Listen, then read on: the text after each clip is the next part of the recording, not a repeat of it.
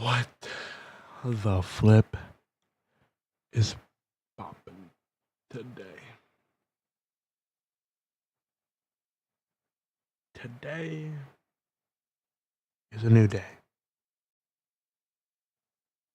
Today is a day to rejoice and be grateful for what you have. And I have been grateful for what I have. So that is why I'm going to continue streaming, even with 0 viewers. Unfortunately, during this weekend, as I said I would stream all 4 days, I am going on a little trip. So, I will not be able to stream all 4 days. And unfortunately, I will probably miss at least 3 of those days.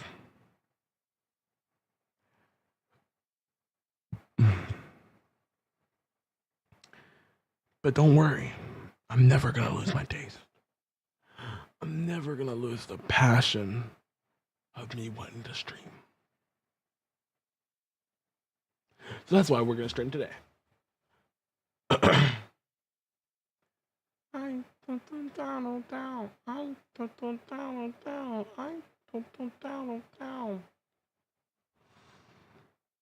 Now, chat, what are we feeling like today?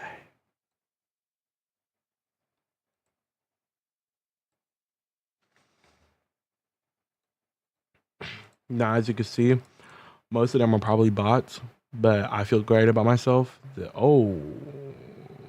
went up 300 views since like 20 minutes ago.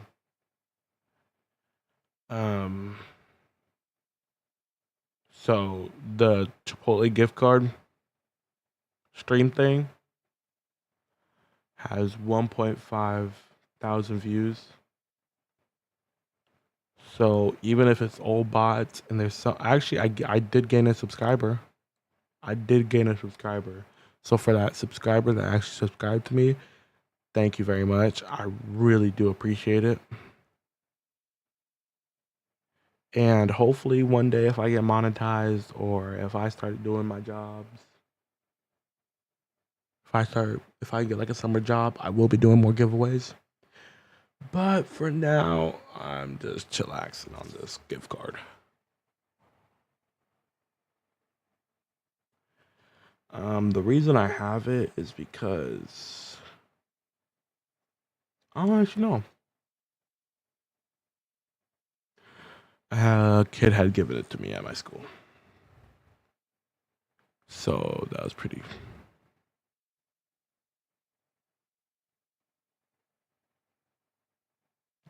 fun of him.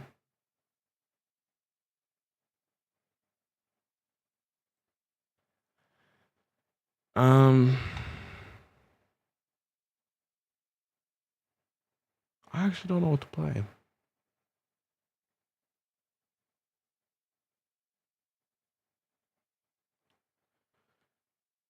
What do y'all feel like playing?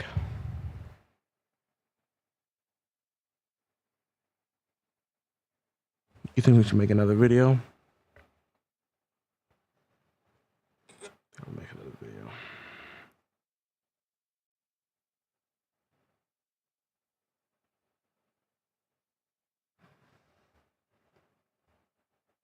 I'm back live again, streaming. I will stream for an hour. For the first one to make it in here and subscribe gets this $10 gift card. I'm back live again.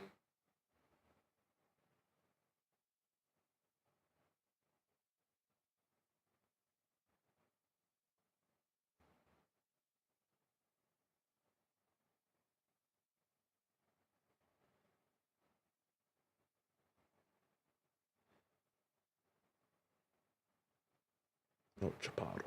Okay.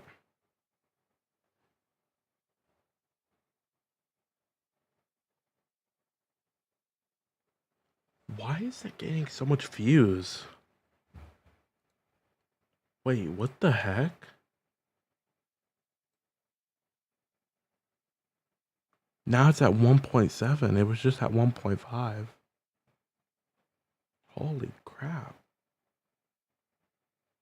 Hey, I'm not complaining. Look at me. I'm not complaining. I'm not complaining one bit. The more views, the more positivity that I feel.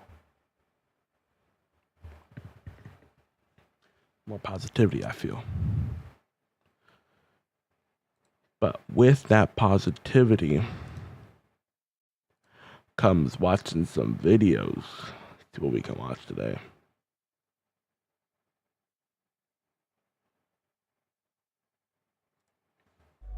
This is very fascinating. That's insane. I can't see your screen from here anymore.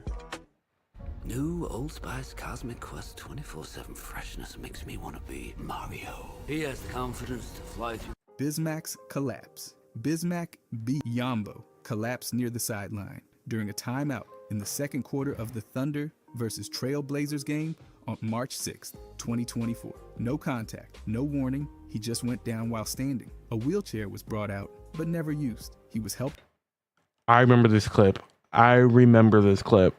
off the court and didn't return to the game. He'd only been with Oklahoma City for less than a month after the court and didn't return to the game. He'd only been with Oklahoma City for less than a month after being waived by Memphis. This was just his 5th appearance with the team. At that point, they were fighting for a top spot in the Western Conference. So yeah, the stakes were high. The collapse wasn't caused by a hit or any external injury. It was dehydration. That's what team doctors confirmed, and it made sense once Bismack revealed he'd been fasting as part of his spiritual practice. He's fasted for over 15 years, and that day, it caught up to him. His symptoms matched: loss of posture, fainting, but no trauma. Thankfully, Portland's medical staff cleared him, and nothing serious showed up. Just scary in the moment. Coach Mark Daigneault said Bismack was actually laughing and joking at halftime, which eased some concern. Later, Bismack himself confirmed on social media that all the tests came back clear. Nothing alarming. He said it was just dehydration. The moment looked terrifying live, though, with no warning. It set off a wave of panic online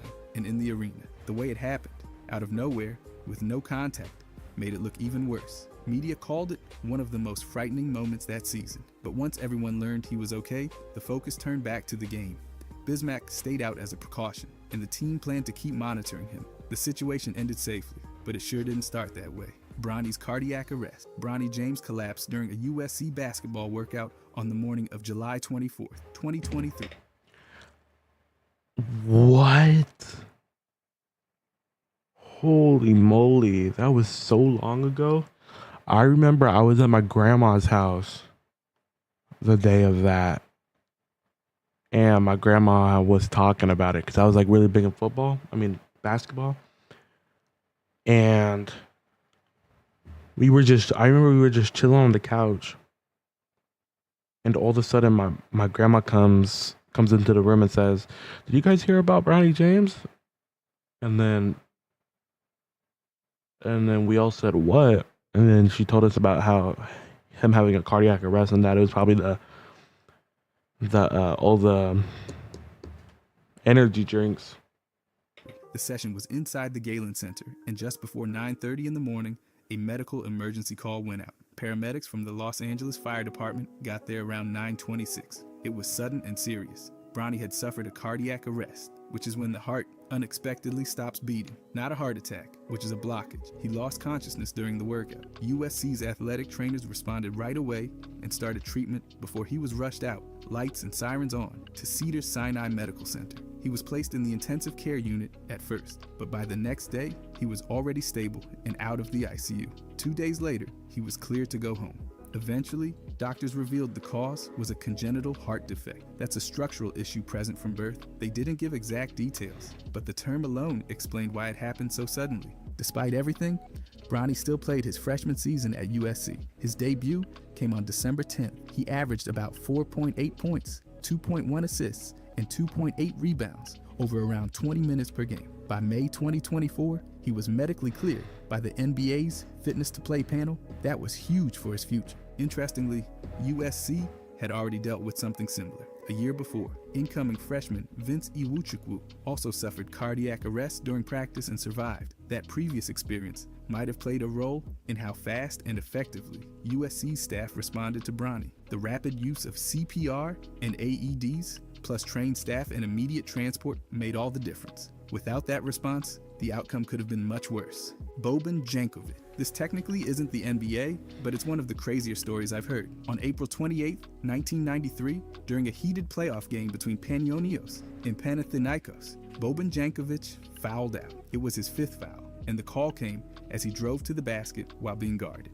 The score was 56-50, Panionios trailing. He was furious. In a moment of frustration, he turned and slammed his head into the cement blocks behind the backboard. He didn't hit padding. There wasn't any. It was solid concrete. He immediately dropped to the ground and was lying in blood. It was instant. Medical staff rushed in, and he was taken to Cat Hospital in Athens. The next day, surgeons operated for about 3.5 hours. The injury was devastating. A fractured neck vertebra and serious spinal cord damage left him paralyzed from the neck down. He spent 2 weeks in a coma after surgery. When he regained consciousness, he faced a new reality. Paralysis became permanent. On top of everything, he developed pneumonia and battled that for another 2 weeks. He never walked again. For the rest of his life, he used a wheelchair. The moment had such an impact that Panionios retired his number 8. More importantly, the incident forced changes in the league. All backboard support structures were modified after that. Cushions, padding, sponges, whatever it took to make sure no one else could suffer the same kind of injury by hitting that spot in anger or by accident. This wasn't a collision during play. It wasn't even contact with another player. It was frustration, emotion, and a split-second decision that changed everything. The league, the team, and basketball arenas across the region all adjusted after that. But for Boban, the consequences were permanent. Earthquake stops the game. Imagine being able to build an app with your name on it, just by thinking about it.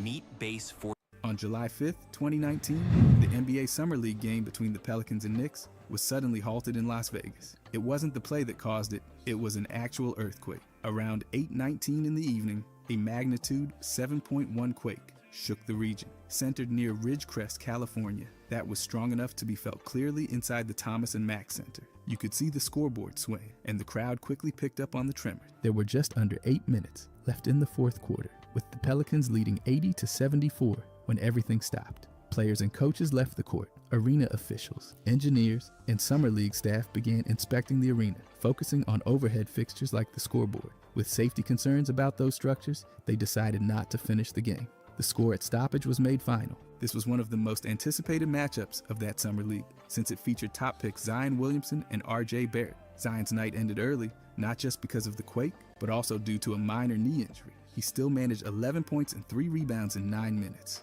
Barrett, meanwhile, had a rough outing, going 4 for 18 from the field and finishing with 10 points and 5 rebounds. Frank Jackson led New Orleans with 30 points. For the Knicks, Alonzo Trier and Kevin Knox had 21 and 17, respectively. While games in the Cox Pavilion continued more quickly, the Thomas and Mack stayed closed until the next day. Engineer cleared it structurally safe after checks, and Summer League resumed. It wasn't the kind of disruption you expect during a basketball game, but that night, nature made the call. Magician's Blackout. On January 16th, 2009, escape artist Kristen Johnson nearly drowned during halftime of the Thunder vs. Pistons game in Oklahoma City. The performance was part of her signature full-view water torture cell act. Done in front of a packed arena, she was submerged in a clear tank, chained and handcuffed, and had to escape without any curtains or shields hiding the process. Fans could see everything, and that included when things went wrong. Near the end of the escape, Kristen blacked out underwater. Reports identified it as a hypoxic seizure caused by oxygen deprivation. She'd already been feeling unwell earlier in the day, possibly from low blood sugar, and it all caught up to her at the worst moment. Instead of resurfacing after her usual 2-minute and 45-second time, she remained submerged for about 4 minutes. That's when her husband and assistant, Kevin Ridgway, jumped in. He was trained to react within 8 seconds if she didn't surface or showed distress. His response saved her. She was pulled from the tank and survived the ordeal without long-term injury. Amazingly, later that same night, she reappeared to wave to the crowd and let them know she was okay. Kristen had already done that specific escape nearly 600 times before, and while there had been one other dangerous incident, this was by far the closest call. The event sparked media coverage that pointed out the intense risks involved in live underwater escapes, especially in open settings like basketball arenas, where timing and visibility add pressure. That night wasn't supposed to be a suspense thriller, but for about 4 minutes, it became one. Her survival was credited to her preparation, her team, and a fast rescue. Nerlens' concussion. On January 8, 2019, during a regular season game between the Thunder and the Timberwolves, Nerlens Noel went down hard. And it wasn't a typical fall. Midway through the third quarter, he jumped to contest a dunk by Andrew Wiggins. As Wiggins elevated, his elbow caught Noel in the face. The contact wasn't intentional, but it was brutal. Noel lost control mid-air and his head slammed against the court. It wasn't just the fall. It was the way he hit the floor with no chance to brace himself. He lay there, completely still. The arena went silent. Medical staff rushed over while players backed away, clearly shaken. A stretcher was brought out, and Noel was carefully stabilized and taken off the court. He was transported to the University of Oklahoma Medical Center for tests and overnight observation. The official diagnosis came back as a concussion. Fortunately, scans showed no fractures to his skull or face. He entered the NBA's concussion protocol and missed the next 3 games. The play was a reminder of how dangerous things can get near the rim. A single elbow, even without intent, can flip a player mid-air and cause a severe landing. In Noel's case, it looked like he may have blacked out before hitting the floor, and that's what made it so terrifying. Watching it in real time, the moment was chilling. It wasn't a scuffle or a fight. It was just a basketball play with serious consequences. The league's concussion protocol did its job, and thankfully, he recovered. But for those watching, fans, teammates, and even opponents, it was a clear example of how quickly a game can turn from athletic to dangerous, especially when heads and hardwood collide. Broadcast scare. On December 5th, 2022, Hawks announcer Bob Rathbun collapsed on live television. He was in the booth alongside Dominique Wilkins during the pregame broadcast before the Hawks faced the Thunder. While sitting and speaking as usual, he suddenly began convulsing. His body stiffened, and within seconds, he lost consciousness and slumped in his chair. At first, Wilkins continued his commentary, but once he noticed something was seriously wrong, the tone shifted immediately. The Hawks organization quickly released a statement calling it a medical emergency. Emergency personnel on site rushed in and began treating him. It was later confirmed that dehydration was the cause. That sounds simple, but it can absolutely knock someone out cold when the body is pushed too far, especially under studio lights and on a tight schedule. Rathbun was taken to Emory Midtown for further evaluation. He was reported to be stable and responsive shortly after the incident, which brought some relief to viewers and fans who had just watched the collapse in real time. It was a surreal moment, not during a game, not in the middle of action, but right at the desk, just moments before tip-off.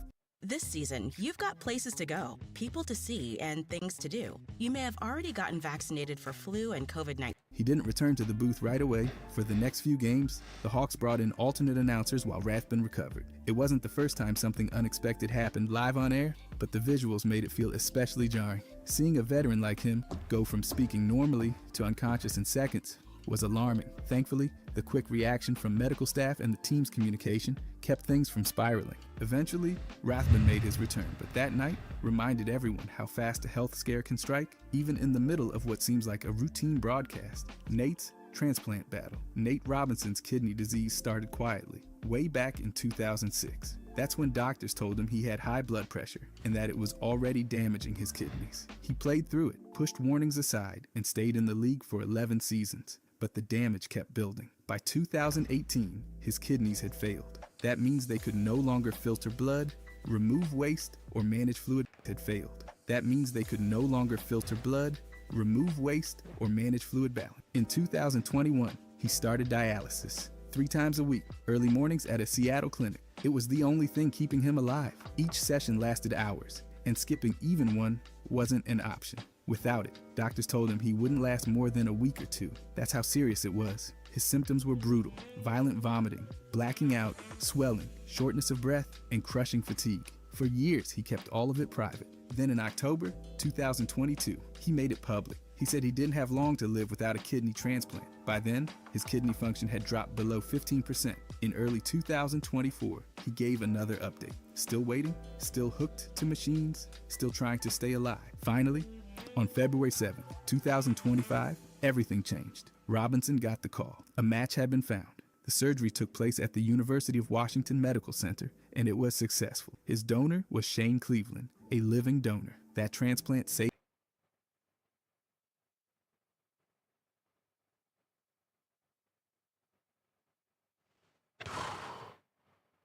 Why am I just now realizing that?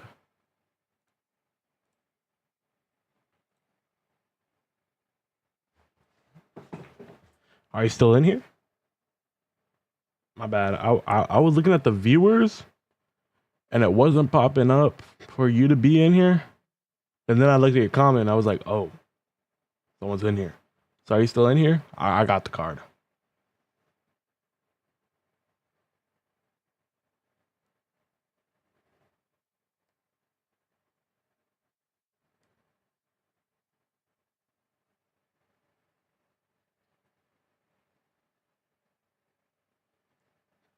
Shit.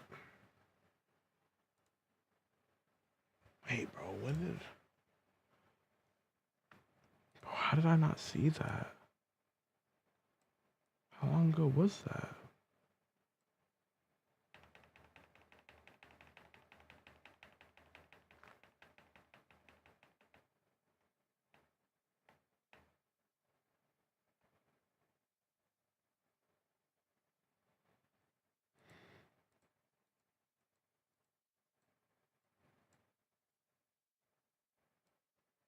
Wait, no. That sounds simple, but it can absolutely led New Orleans with 30 Crap. points, and Mac stayed closed until the next day. When was that? When was that? When was that? Safe after checks. When was that? When was it?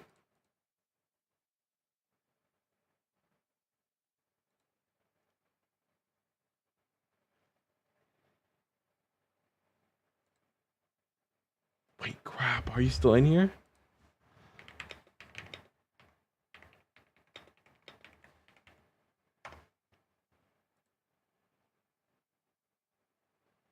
Okay. Okay. I got scared. Not gonna lie, I got scared. All right, we're good. Oh, I genuinely got scared.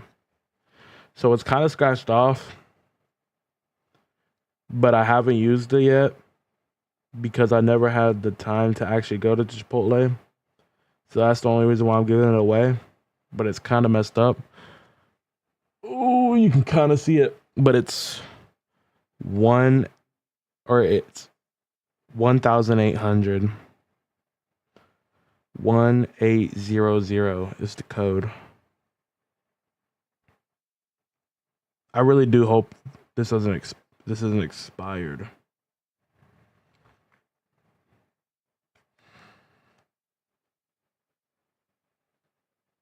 All right. But yeah, this is just like I had gotten it from a friend and when I got it, it was completely unscratched. And then I scratched it because we had went somewhere. We had went to the Chipotle, but then I decided not to use it. No problem. No problem at all. Glad you like it. Very glad. Now I just gotta have something for me to. Wow, these are just crazy. Thank you for subbing. Thank you for subbing, actually. Thank you very much for subbing. I really did need that. I'm trying to gain some popularity. But definitely during the summer, I will stream more if you're ever there.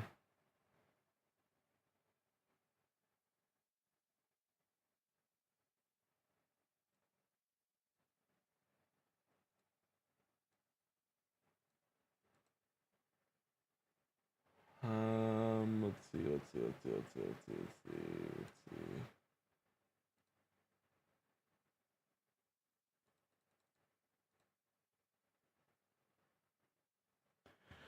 Thank you. I really do appreciate it. And if I ever do make it up there, I'll remember you. I'll remember you. Promise. I'll remember you. But yeah, just trying to make it. That's like everybody's dream, to make it as a streamer. But all right, my job is done. Gave it away.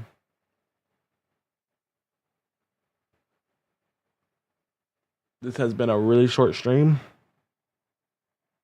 But during this weekend, I will stream at least 4 hours each day.